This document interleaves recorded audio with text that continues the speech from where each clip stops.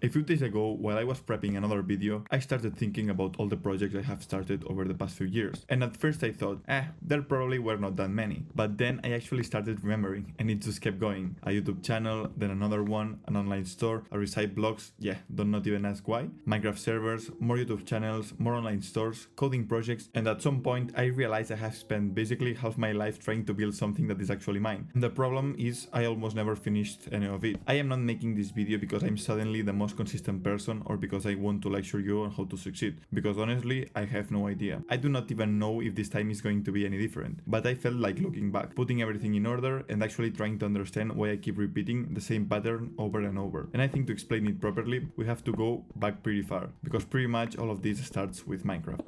I was 10 or 11 when a friend came over one day and showed me this game, Minecraft, and from the second I saw it, I was obsessed, like genuinely obsessed. I did not even have my own computer, so we installed it on my mom's, this old Sony Vaio. I do not even know the specs, and honestly it does not matter because it was garbage. It could barely run the game. I would try to play anyway, probably getting 5 frames per second, and I did not care. I loved it. And because of Minecraft, I also started watching a ton of YouTube. I discovered the big Spanish gaming creators of the time, and one of them in particular became my favorite YouTuber for years. I would spend entire afternoons just watching his videos. So a year or two later, when I started high school, I got an idea. I wanted to be a YouTuber too, and not in the when I grow up kind of way. No, I was already thinking about how to start right then. So I made my first YouTube channel. I posted exactly 2 videos on the channel, one with no voiceover, and then I finally worked up the courage to do one with my actual voice. I just started imagining someone from Skype filming the video, and what they would say, what they would think, and I deleted the whole idea from my brain. First attempt at being a YouTuber failed. A while later, I discovered technical Minecraft.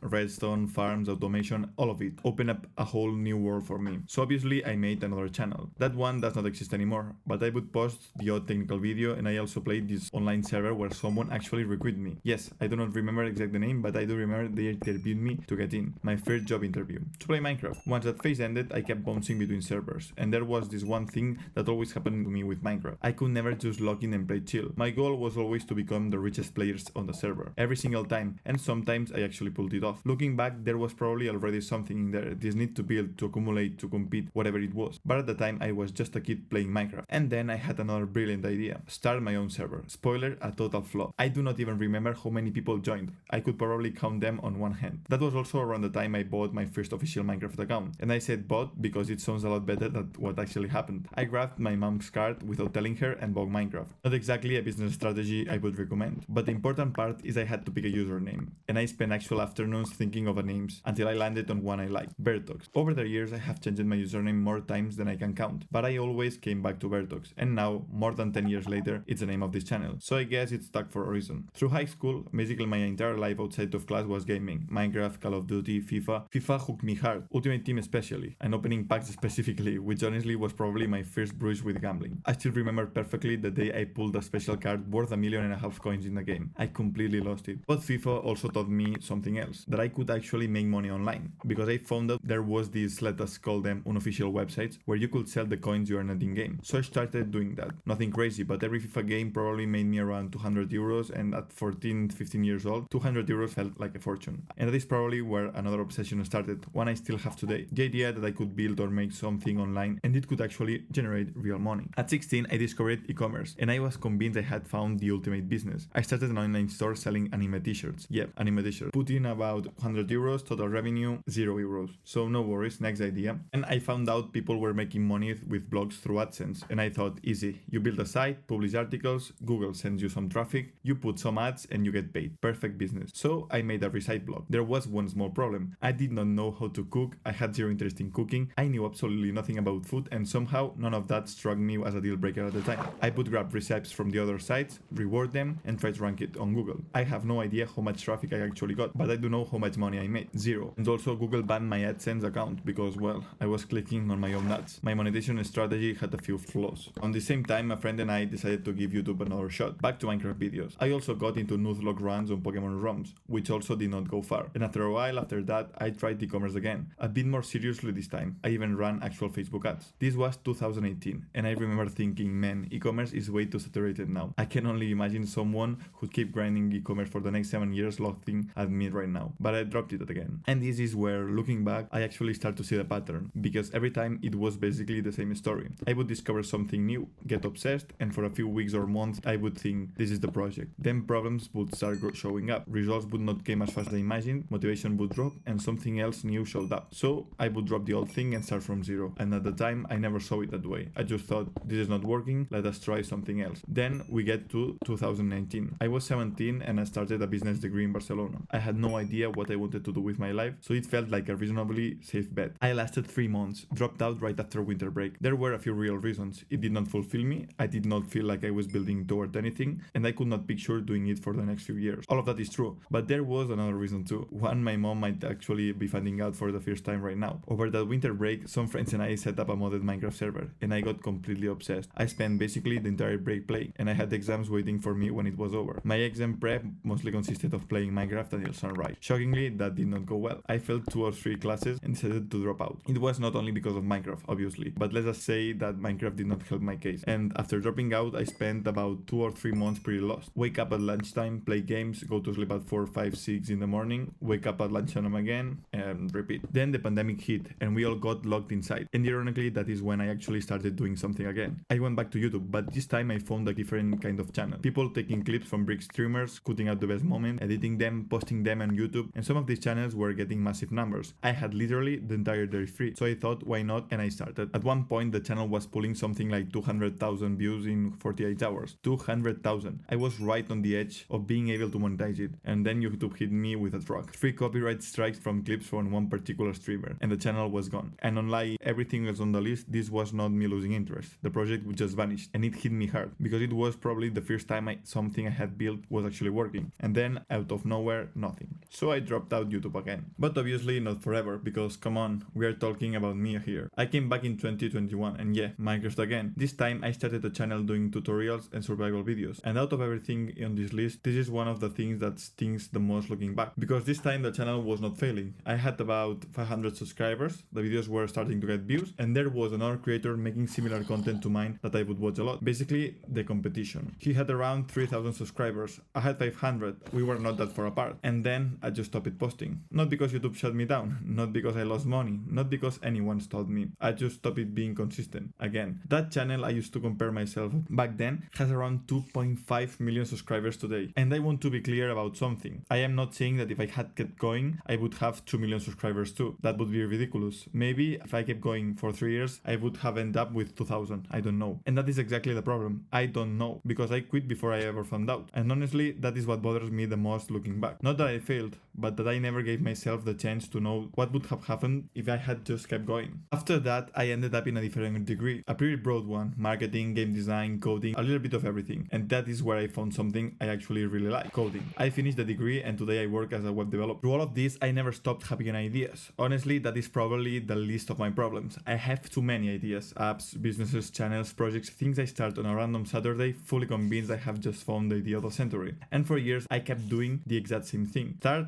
get excited, green a heart for a while, hit some problems, lose then the motivation, and start seeing the next thing. And I think for a long time I told myself I was just experimenting, which is true. And I genuinely do not think there is anything wrong with trying a lot of things. Thanks to doing that, I learned coding, video editing, marketing, business, a bunch of stuff that I would probably not have learned any other way. But I also think that explanation worked a little too well as an excuse, because it is really easy to say a project failed when you are the one who pulled the plug before it ever had the chance to actually fail. And looking at this whole story, I do not think that starting has ever been my problem. I am actually pretty good at that part.